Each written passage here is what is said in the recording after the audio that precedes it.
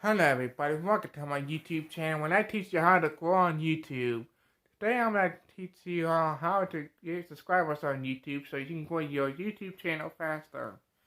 If you like this kind of content, be sure to subscribe for more YouTube growth tips and hit that notification bell so you don't miss out. And you see what I did there? I give you a reason to subscribe to my channel, and I do that naturally. So that's the one thing, that's the first tip. And there's 3 more to go, so stay tuned.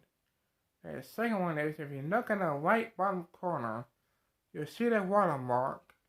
And if you're new here, if you are selected, it will prompt you to subscribe to my YouTube channel.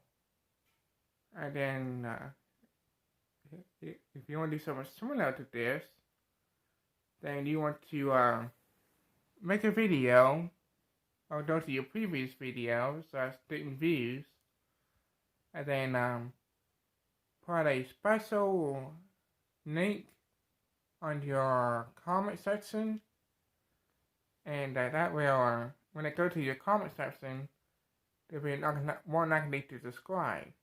And that's a special link for a reason, because it's not your ordinary channel link URL.